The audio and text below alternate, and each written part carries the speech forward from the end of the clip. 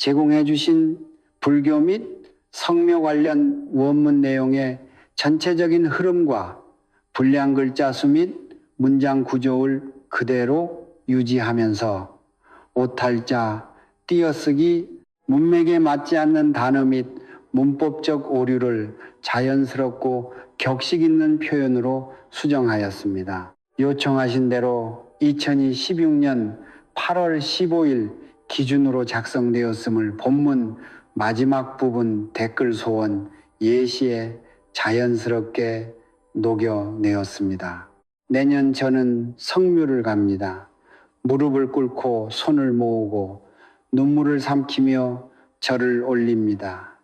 정성껏 차린 음식을 제사상 위에 올리고 조상님께 빌고 또 빕니다. 부디 이 집안에 복이 오게 해달라고, 부디 막혔던 돈줄이 좀 풀리게 해달라고, 부디 아이들만큼은 이 가난을 물려받지 않게 해달라고 말입니다. 그런데 집으로 돌아오는 길 당신의 손에 쥐어진 것은 여전히 아무것도 없습니다. 통장 잔고는 그대로이고 빚은 줄어들지 않았으며 사업은 여전히 숨이 막힐 듯 답답합니다.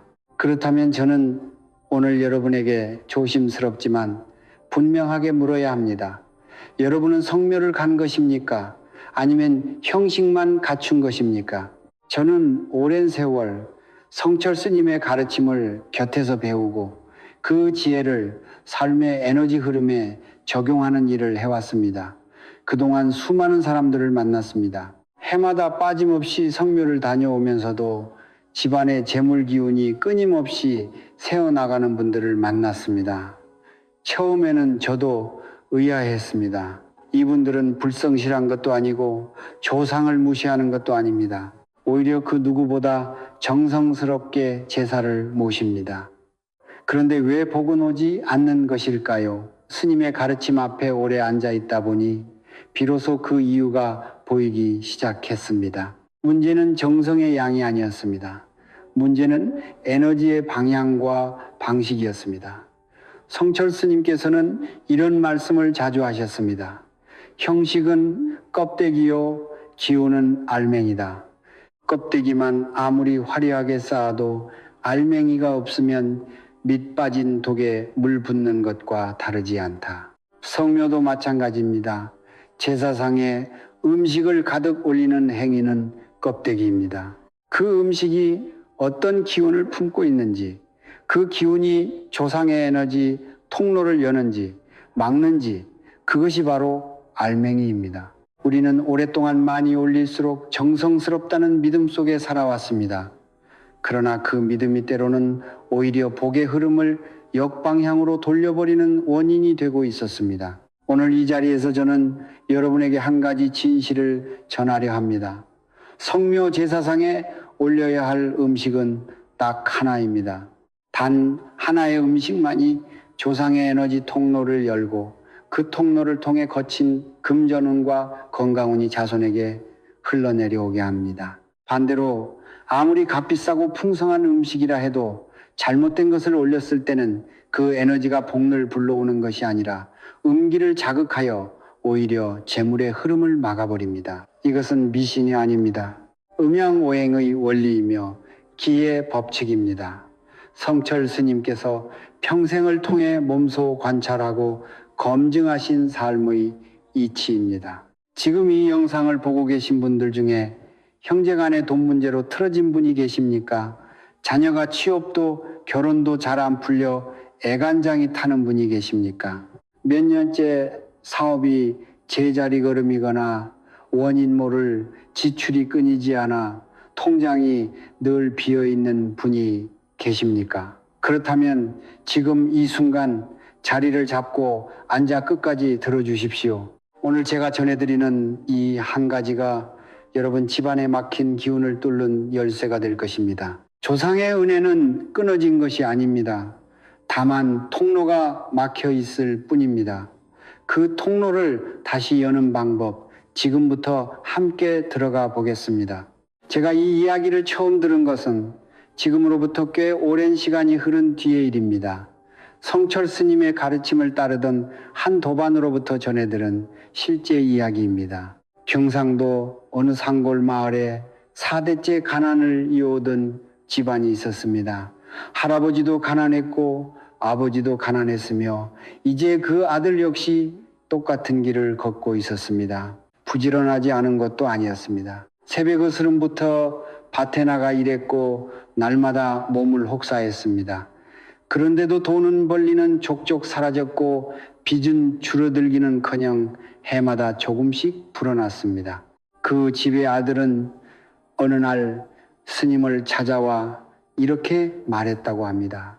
스님, 저희 집안은 조상대로부터 저주라도 받은 것입니까? 아무리 해도 안 됩니다. 이제 지쳤습니다. 스님은 그 말을 조용히 들으셨습니다. 그리고 한참 동안 아무 말씀도 하지 않으셨습니다. 이윽고 스님이 물으셨습니다. 너희 집안은 성묘를 어떻게 지내느냐?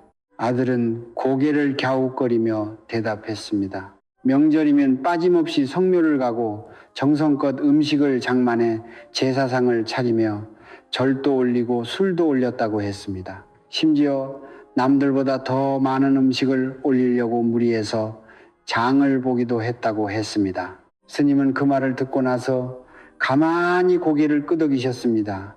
그리고 말씀하셨습니다. 그것이 문제구나. 그 말 한마디에 아들은 눈이 커졌습니다. 더 많이, 더 정성스럽게 올리는 것이 문제라니 이해할 수가 없었습니다. 스님은 이렇게 설명하셨습니다.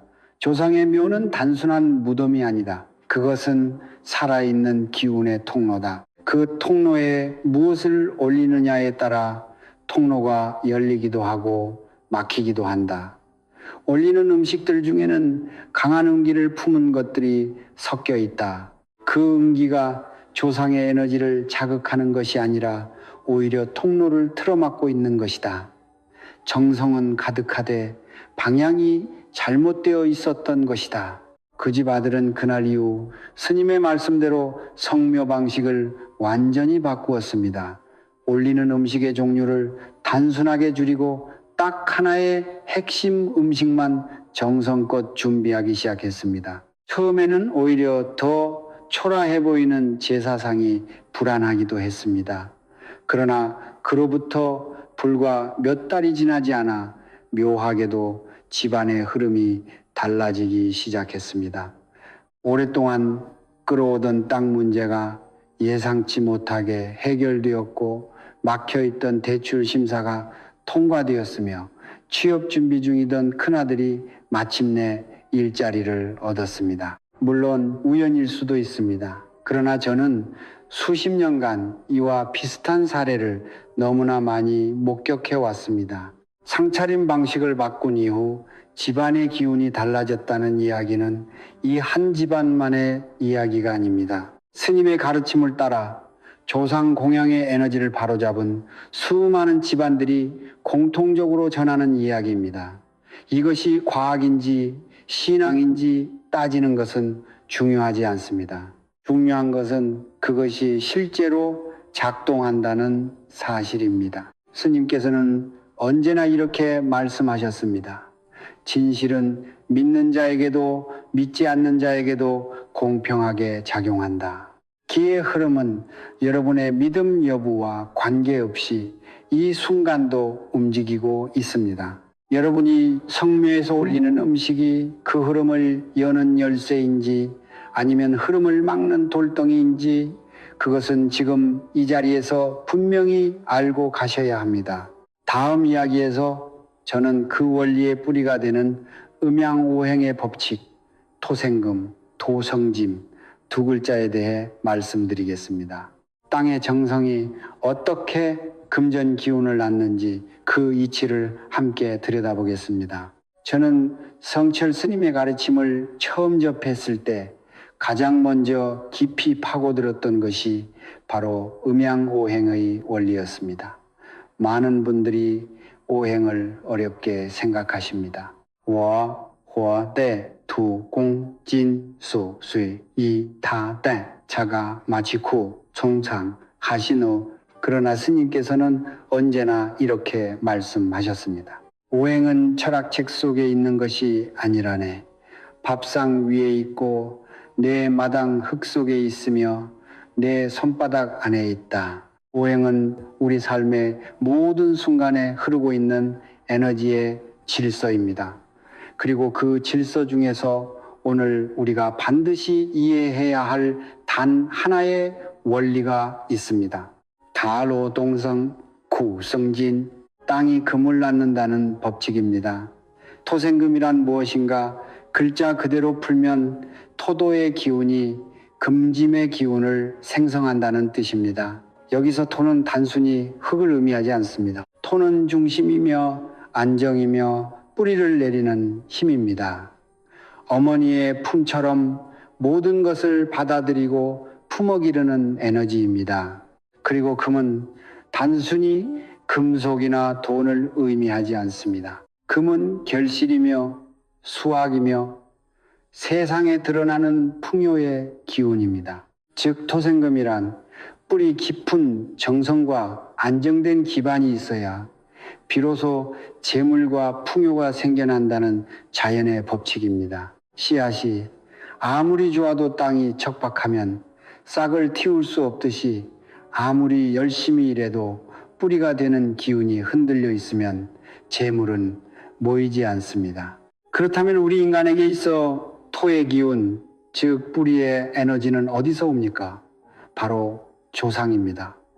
조상의 묘는 문자 그대로 땅속에 있습니다. 토의 기운이 가장 농밀하게 집약되어 있는 공간입니다. 성철 스님께서는 조상의 묘는 자손의 에너지 발전소라고 말씀하신 적이 있습니다. 그 발전소가 제대로 가동될 때 금의 기운, 즉 재물운, 건강운, 자손의 성공운이 자연스럽게 흘러나와 살아있는 후손들에게 전달됩니다. 반대로 그 발전소가 막혀 있거나 교란되어 있으면 아무리 열심히 살아도 에너지가 새어나가고 노력에 비해 결과가 형편없이 작게 맺힙니다. 이것이 바로 3대째 가난하거나 아무리 해도 안 된다는 집안의 뿌리에 놓인 에너지적 원인입니다. 여기서 성묘가 갖는 진짜 의미가 드러납니다. 성묘는 단순히 조상에게 인사를 드리러 가는 행위가 아닙니다. 조상의 토 기운을 깨우고 그 에너지 통로를 정화하여 금의 기운이 자손에게 막힘없이 흘러내려올 수 있도록 통로를 여는 의식이기도 합니다. 이 의식이 제대로 이루어질 때 비로소 토생금의 법칙이 작동합니다. 그러므로 성묘에서 무엇을 올리느냐는 단순한 음식 선택의 문제가 아닙니다. 그것은 조상의 에너지 통로에 어떤 기운을 흘려보내느냐의 문제이며 그 기운이 통로를 열 것인지 막을 것인지를 결정하는 핵심 변수입니다. 스님께서는 이런 비유를 드신 적이 있습니다. 물이 흐르는 수로에 깨끗한 물을 붓느냐 탁한 흙탕물을 붓느냐에 따라 하류의 논밭이 살기도 하고 죽기도 한다. 조상의 묘는 수로의 상류다. 그 상류에 무엇을 바치느냐가 하류에 사는 자손들의 삶을 결정한다. 이 말씀이 제 가슴에 오래 남아 있습니다. 우리는 흔히 내 삶이 나의 노력만으로 결정된다고 생각합니다. 그러나 에너지의 관점에서 보면 우리는 조상이라는 거대한 뿌리로부터 끊임없이 기운을 공급받으며 살아가고 있습니다. 그 뿌리를 건강하게 유지하는 것, 그것이 바로 성묘가 갖는 진짜 힘입니다. 이제 여러분은 왜 성묘가 중요한지, 그리고 그 성묘에서 올리는 음식이 왜 단순한 음식이 아닌지를 이해하셨을 것입니다.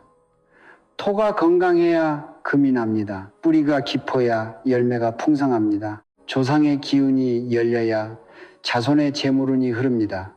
그렇다면 과연 그 통로를 여는 단 하나의 음식은 무엇인가? 이제 그 핵심으로 들어갈 시간입니다. 드디어 많은 분들이 기다리셨던 이야기를 할 시간이 되었습니다. 성묘 제사상에 올려야 할 단 하나의 음식.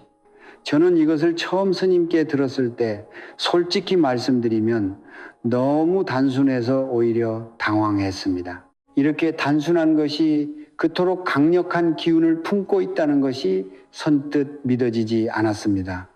그러나 스님께서는 언제나 이렇게 말씀하셨습니다. 진리는 복잡한 곳에 숨어 있지 않다. 가장 단순한 것 속에 가장 깊은 기운이 담겨 있다. 그 말씀이 옳았습니다. 세월이 흐르고 수많은 사람들의 사례를 지켜보면서 저는 그것이 진실임을 거듭 확인했습니다. 그단 하나의 음식은 바로 흰쌀밥 혹은 정화수 한 그릇입니다. 왜 흰쌀밥인가? 쌀은 동양 문화권에서 수천 년 동안 생명 그 자체를 상징해 왔습니다. 그러나 풍수화기의 관점에서 흰쌀밥이 갖는 의미는 그보다 훨씬 깊습니다. 흰쌀밥은 오행 중 토도의 기운을 가장 순수하게 담고 있는 음식입니다. 땅에서 자라고 땅의 기운을 흡수하며 익어가는 쌀은 그 본질이 대지의 에너지 그 자체입니다. 껍질을 벗겨 하얗게 도정한 쌀밥은 불순물이 제거된 순수한 토의 정수입니다. 이 순수한 토의 기운이 조상의 묘에 받쳐질 때 그것은 마치 메마른 뿌리에 맑은 물을 주는 것과 같은 작용을 합니다. 조상의 에너지 통로가 부드럽게 열리고 그 통로를 통해 금의 기운, 즉 재물운과 건강운이 자손에게로 흘러내려오기 시작합니다. 이것이 토생금의 원리가 성묘에서 실현되는 방식입니다. 그렇다면 정화수는 또 어떠합니까? 정화수는 이른 새벽 아무도 손대지 않은 찬물을 길어 올린 것입니다. 오염되지 않은 순수함 그 자체가 정화수의 본질입니다. 오행으로 보면 정화수는 수수의 기운을 품고 있지만 그 순수함으로 인해 토의 안정된 기운과 아름답게 조화를 이룹니다. 흙과 물이 만나야 씨앗이 싹을 틔우듯 정화수는 조상의 토 기운을 부드럽게 적셔 에너지의 흐름을 원활하게 만들어 줍니다. 스님께서는 정화수 한 그릇에는 1000마디 말보다 깊은 정성이 담긴다고 하셨습니다. 물질의 화려함이 아니라 마음의 순수함이 기운을 움직이는 것임을 이 말씀은 전합니다. 그렇다면 이 음식을 올리는 방법과 마음가짐은 어떠해야 합니까? 첫째, 반드시 당일 아침 직접 지은 밥이어야 합니다. 전날 남은 밥이나 즉석밥은 이미 기운이 식고 흩어진 상태입니다. 조상의 통로에 바치는 에너지는 살아있는 기운이어야 합니다. 갓지어 김이 모락모락 피어오르는 흰쌀밥, 그 따뜻한 기운 속에 생명의 토 에너지가 온전히 살아숨 쉬고 있습니다. 둘째, 그릇은 반드시 흰색이나 자연색 계열의 것을 사용하십시오. 화려한 색깔의 그릇, 특히 붉은 계열의 그릇은 그 자체로 강한 화의 기운을 발산하여 토에 안정된 에너지를 교란시킵니다. 셋째, 밥그릇을 조상의 묘 앞 중앙에 공손하게 올리십시오. 한 손으로 툭 내려놓는 행위는 에너지의 단절을 의미합니다. 두 손이 만드는 공손함 속에서 여러분의 진심이 기운으로 전환되어 조상에게 전달됩니다. 넷째, 그리고 이것이 가장 중요합니다. 밥그릇을 올리는 순간 마음속으로 반드시 이 말을 전하십시오. 조상님, 제가 이 자리에 왔습니다. 저희 정성을 받아주시고 막혀있는 기운의 통로를 열어주십시오. 자손들이 건강하고 풍요롭게 살아갈 수 있도록 길을 열어주십시오. 말의 내용이 정확하지 않아도 됩니다. 중요한 것은 그 마음이 진심이어야 한다는 것입니다. 성철 스님께서는 조상은 말을 듣는 것이 아니라 마음을 읽는다고 하셨습니다. 꾸며진 말 한마디보다 눈물 한 방울에 담긴 진심이 에너지 통로를 더 크게 열어줍니다. 여러분이 지금 겪고 있는 고통, 빚의 무게, 자녀 걱정, 사업의 답답함, 그 모든 것을 숨기지 말고 조상 앞에 그대로 내려놓으십시오. 그것이 바로 정성이며 그 정성이 토생금의 법칙을 깨우는 진짜 열쇠입니다. 마지막으로 한 가지를 더 말씀드리겠습니다. 흰쌀밥 한 그릇이 초라해 보인다고 느끼신다면 이 말씀을 기억하십시오. 성철 스님께서는 말씀하셨습니다. 부처님 앞에 황금으로 만든 불상을 올리는 것보다 마음을 다해 올린 쌀 한 톨이 더 큰 공덕을 짓는다. 조상의 기운을 움직이는 것은 음식의 값어치가 아닙니다. 그 음식에 담긴 기운의 순수함과 그것을 올리는 사람의 마음의 깊이입니다. 지금 이 순간부터 화려함을 내려놓으십시오. 단순하고 순수한 것 하나에 온 마음을 담으십시오. 그것이 3대의 복을 여는 문입니다. 지금까지 우리는 조상의 에너지 통로를 여는 음식에 대해 이야기했습니다. 그러나 저는 오늘 이 자리에서 그것만큼이나, 아니 어쩌면 그보다 더 중요한 이야기를 해야 합니다. 왜냐하면 제가 수십 년간 지켜본 결과 복이 오지 않는 집안의 문제는 대부분 무엇을 올렸는가 보다 무엇을 잘못 올렸는가에 있었기 때문입니다. 아무리 흰쌀밥을 정성껏 올려도 그 옆에 에너지를 교란시키는 음식이 함께 놓여 있다면 그 정성은 반감되는 것이 아니라 오히려 역방향으로 작용하게 됩니다. 선의가 오히려 독이 되는 순간입니다. 성철 스님께서는 이것을 두고 깨끗한 샘물 옆에 독초를 심어놓고 왜 물이 썩느냐고 묻는 것과 같다고 하셨습니다. 지금부터 제가 말씀드리는 것들은 반드시 기억하시고 다음 성묘부터는 단호하게 내려놓으시기 바랍니다. 첫 번째로 반드시 피해야 할 것은 붉은 팥이 들어간 음식입니다. 팥시루떡, 팥죽, 팥황금이 들어간 떡 등입니다. 이것들은 우리 문화에서 오랫동안 귀신을 쫓는 음식으로 사용되어 왔습니다. 바로 여기에 문제가 있습니다. 붉은 팥에 강한 양기, 양해, 즉 영적인 기운은 음의 기운을 물리치는 성질을 가지고 있습니다. 그런데 조상의 에너지는 음의 영역에 속합니다. 즉 붉은 팥을 제사상에 올린다는 것은 조상의 에너지를 향해 오지 말라는 신호를 보내는 것과 다름이 없습니다. 당신은 조상님을 모시러 성묘에 갔는데 정작 당신이 올린 음식이 조상의 기운을 밀어내고 있었던 것입니다. 이 얼마나 안타까운 일입니까? 오랫동안 팥떡을 올리며 정성을 다했다고 생각해온 분들께는 충격적인 이야기일 수 있습니다. 그러나 이것이 기운의 진실입니다. 팥은 산자들의 공간을 정화하는 데 쓰이는 것이지 조상의 에너지 통로를 여는 데 쓰이는 것이 아닙니다. 두 번째로 피해야 할 것은 강한 향신료가 들어간 음식들입니다. 고추, 마늘, 생강, 후추 등입니다. 이것들은 모두 강렬한 자극성을 지닌 재료들입니다. 오행의 관점에서 이러한 자극적인 재료들은 화지의 기운을 과도하게 자극하고 그 뜨겁고 불안정한 에너지가 제사상 전체의 기운을 흩어버립니다.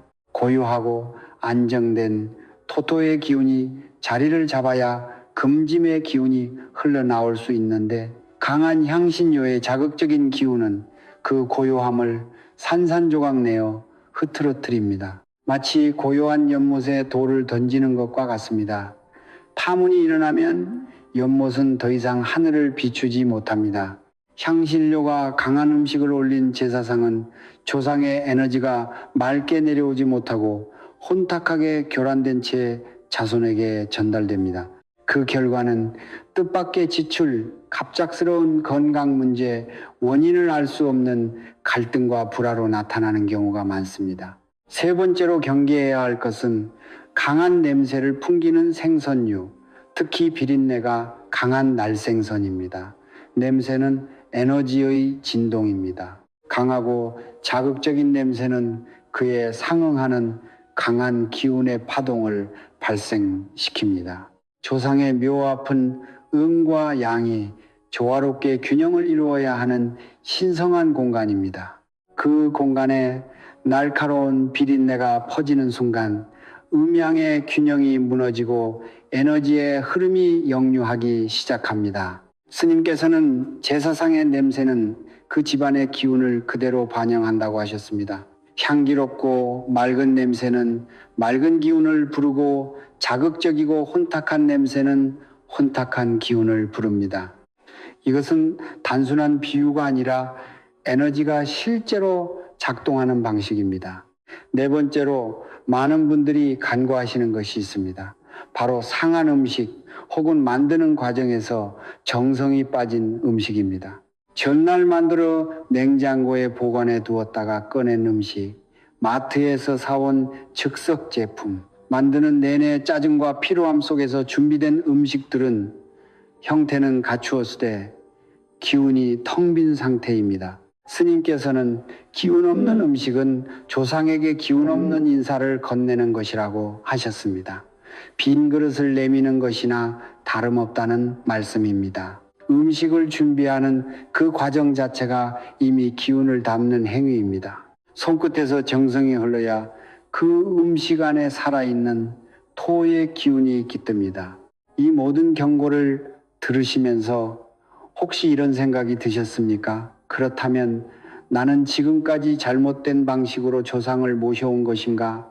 그 생각에 자책하지 마십시오. 여러분이 잘못한 것이 아닙니다. 아무도 제대로 가르쳐 주지 않았을 뿐입니다. 대대로 전해 내려오는 방식이라고 해서 그것이 반드시 에너지적으로 올바른 것은 아닙니다. 중요한 것은 오늘 이 자리에서 진실을 알았으니 다음 성묘부터는 바꿀 수 있다는 것입니다. 조상은 여러분의 과거 실수를 탓하지 않습니다. 조상은 지금 이 순간 여러분이 진심으로 통로를 열려 한다는 그 마음을 봅니다. 그리고 그 마음에 응답합니다. 지금 알았으면 지금부터 바꾸면 됩니다. 그것이 전부입니다. 지금까지 우리는 왜 성묘가 단순한 인사가 아닌 에너지 의식인지, 어떤 음식이 통로를 열고 어떤 음식이 통로를 막는지에 대해 이야기했습니다. 이제는 아는 것을 실제로 삶에 옮길 시간입니다. 성철 스님께서는 항상 이렇게 말씀하셨습니다. 아는 것과 행하는 것 사이의 거리가 곧 그 사람의 운명을 결정한다. 아무리 깊은 진리를 들어도 실천하지 않으면 그것은 바람 속에 흩어지는 말에 불과합니다. 반대로 단 하나의 작은 실천이 수십 년간 막혀있던 기운의 통로를 여는 열쇠가 될 수 있습니다. 오늘 제가 말씀드릴 3단계 의식은 특별한 도구도 큰 비용도 필요하지 않습니다. 필요한 것은 오직 여러분의 진심과 그 진심을 올바른 방향으로 흘려보내려는 의지뿐입니다.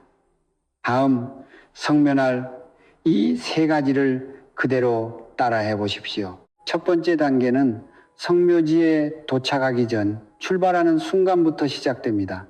많은 분들이 성묘를 단순히 묘지에 가서 절하고 음식 올리고 돌아오는 행사로 여깁니다. 그러나 에너지의 관점에서 보면 성묘는 집을 나서는 그 순간부터 이미 시작됩니다. 출발 전 잠시 멈추어 서십시오. 눈을 감고 3번의 깊은 호흡을 하십시오. 숨을 들이쉴 때는 감사함을 담으시고 내쉴 때는 원망과 불안과 조급함을 내보내십시오. 그리고 마음속으로 이렇게 말하십시오. 저는 오늘 조상님께 진심을 올리러 갑니다. 그 어떤 바람도 내려놓고 오직 감사함 하나만 가지고 갑니다. 이 짧은 침묵의 의식이 왜 중요한가? 인간의 마음이 품고 있는 에너지는 몸 밖으로 끊임없이 방사됩니다. 조급하고 탐욕스러운 마음으로 성묘에 가면 그 마음의 기운이 먼저 묘 앞에 도달하여 에너지 통로를 긴장시키고 닫아버립니다. 고요하고 감사한 마음으로 나아가면 그 마음의 기운이 통로를 부드럽게 예열시켜 음식을 올리기 전부터 이미 에너지의 흐름이 시작됩니다. 성철 스님께서는 묘에 도착하기 전에 이미 절반의 공양은 끝나 있어야 한다고 하셨습니다. 마음의 준비가 곧 첫 번째 공양입니다. 두 번째 단계는 제사상 위의 음식 배치와 방향입니다. 앞서 말씀드린 대로 흰쌀밥 혹은 정화수 한 그릇을 중심에 놓습니다. 이때 반드시 기억하셔야 할 것이 있습니다. 그릇의 위치는 묘비를 기준으로 정중앙 그리고 묘비와 가장 가까운 자리에 놓아야 합니다. 이것은 조상의 에너지 중심부와 가장 직접적으로 맞닿는 위치입니다. 에너지는 거리에 반비례합니다. 중심에서 멀수록 기운의 전달력이 약해집니다. 그릇을 올릴 때는 앞서 말씀드린 대로 반드시 두 손으로 공손하게 그리고 천천히 내려놓으십시오. 서두르지 마십시오. 그 짧은 순간에 당신의 온 마음이 그릇을 통해 흘러 들어가야 합니다. 그릇을 내려놓은 뒤에는 바로 일어서지 말고 잠시 그 자리에 머물며 조용히 눈을 감으십시오. 그리고 조상의 이름을 마음속으로 한번 불러들이십시오. 이름을 모른다면 그냥 조상님이라고 해도 충분합니다. 이름을 부르는 행위는 에너지적으로 연결의 다리를 놓는 것과 같습니다. 그 다리 위로 토생금의 기운이 흐르기 시작합니다. 세 번째 단계는 성묘를 마치고 집으로 돌아온 뒤에 이루어집니다. 많은 분들이 성묘를 마치고 집에 돌아오면 모든 것이 끝났다고 생각합니다. 그러나 의식은 그 이후에도 이어집니다. 집에 돌아오면 가장 먼저 현관에서 손을 씻으십시오. 이것은 단순한 위생의 문제가 아닙니다. 묘지에서 가져온 외부의 기운을 정화하고 조상으로부터 받아온 금전의 에너지를 집안에 안착시키기 위한 경계의 의식입니다. 손을 씻으며 마음속으로 이렇게 말하십시오. 조상님의 은혜를 이 집안으로 모셔옵니다. 그 다음 집안의 창문을 잠시 여러 환기를 시키십시오. 신선한 바깥 공기가 집안으로 들어오면서 정체되어 있던 기운이 순환하기 시작합니다. 환기 후에는 밥상 위나 식탁 위에 깨끗한 물 한 컵을 올려놓으십시오. 이 물 한 컵은 성묘에서 열린 에너지 통로를 통해 흘러 들어온 기운이 집안에 자리를 잡도록 돕는 그릇의 역할을 합니다. 물은 기운을 담는 그릇입니다. 맑은 물이 자리를 잡으면 그 주변으로 맑은 에너지가 모여듭니다. 이 물 한 컵을 사흘간 그 자리에 두십시오. 사흘이 지난 뒤에는 화분에 흐르게 부어주십시오. 땅으로 돌려보내는 것, 그것이 토토의 기운을 완성하는 마지막 순서입니다. 이 세 단계를 처음 들으시면 너무 단순하다고 느끼실 수 있습니다. 그러나 단순함이야말로 기운이 가장 깨끗하게 흐르는 통로입니다. 복잡하고 화려한 의식은 오히려 기운을 분산시킵니다. 성철 스님께서는 의식의 크기는 효변, 비례하지 않는다. 의식의 순수함이 효과의 깊이를 결정한다고 하셨습니다. 작고 단순하되 온 마음을 담은 이 세 단계가 당신의 집안에 흐르는 기운을 바꾸어 놓을 것입니다.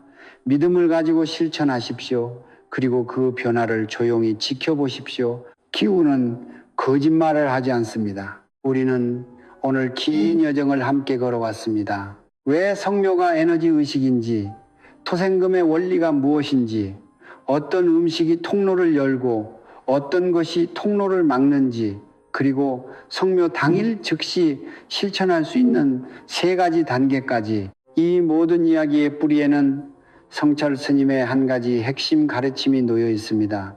스님께서는 평생을 통해 이 말씀을 반복하셨습니다. 성심된 마음, 정성스러운 마음 하나가 운명을 바꾼다. 화려한 제사상이 운명을 바꾸는 것이 아닙니다. 값비싼 음식이 집안의 기운을 바꾸는 것이 아닙니다. 오직 진심에서 우러나온 정성, 그 하나가 막혀 있던 에너지의 강물을 다시 흐르게 만드는 것입니다. 이것이 스님께서 평생에 걸쳐 우리에게 남겨주신 가장 깊은 진실입니다. 저는 오늘 이 영상을 보고 계신 모든 분들의 얼굴을 직접 뵐 수는 없습니다. 그러나 저는 압니다. 지금 이 자리에서 이 영상을 끝까지 보고 계신 분들이 얼마나 무거운 짐을 지고 살아가고 있는지를 말입니다. 오랜 세월 열심히 일했지만 여전히 빚의 무게에 눌려있는 분이 계십니다. 자식을 위해 모든 것을 바쳤지만 자녀의 앞길이 좀처럼 열리지 않아 가슴을 치는 분이 계십니다. 사업을 일으키려 몇 번이고 도전했지만 번번이 무너져 이제는 스스로를 믿지 못하게 된 분이 계십니다. 몸은 성묘에 가면서도 마음 한켠에는 이게 정말 의미가 있을까라는 의심을 품어온 분도 계십니다. 저는 그 모든 분들께 오늘 이 자리에서 분명하게 말씀드리고 싶습니다. 당신의 고통은 당신의 잘못이 아닙니다. 당신의 가난은 당신이 게을러서가 아닙니다. 다만 에너지의 통로가 막혀 있었을 뿐입니다. 그리고 그 통로는 오늘부터 당신이 여는 것이 가능합니다. 성철 스님께서는 인간의 운명을 강물에 비유하셨습니다. 운명은 고정된 것이 아니라 흐르는 것이다. 강물은 돌에 막히면 돌아서 흐르고 흙에 막히면 스며들어 흐른다.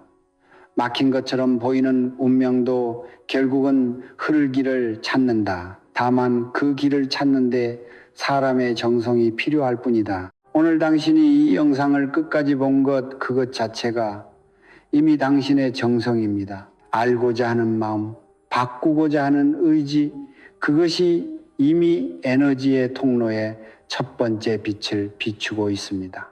당신은 오늘 이미 시작한 것입니다. 이제 저는 오늘 이 자리에서 여러분 한 분 한 분을 위해 축원을 올리겠습니다. 빚으로 인해 밤잠을 못 이루는 분이 계시다면 조상의 토생금 기운이 그분의 재물 통로를 활짝 열어 예상치 못한 곳에서 해결의 실마리가 찾아오기를 빕니다. 자녀의 취업과 결혼이 걱정되는 부모님께는 조상의 은혜가 자손에게 대를 이어 흘러내려가 자녀들의 발걸음 앞에 밝은 길이 열리기를 빕니다. 사업이 막혀 답답한 분들께는 금전의 기운이 새로운 방향으로 물길을 내어 뜻밖의 인연과 기회가 문을 두드리기를 빕니다.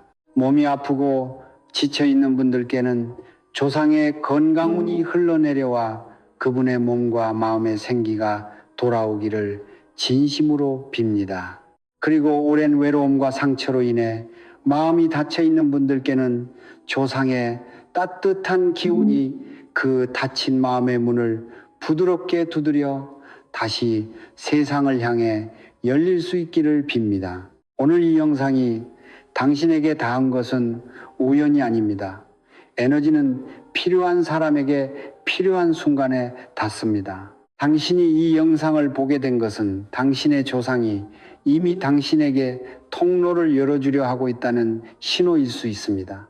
그 신호를 흘려보내지 마십시오. 오늘 배운 것을 다음 성묘에서 단 하나라도 실천해 보십시오. 흰쌀밥 한 그릇 두 손으로 공손하게 진심 하나 담아서 올리면 그것으로 충분합니다. 그 단순한 행동 하나가 당신 집안의 3대에 걸쳐 흐를 복의 물길을 여는 시작점이 될 것입니다. 이 영상이 도움이 되셨다면 지금 바로 채널을 구독해 주십시오.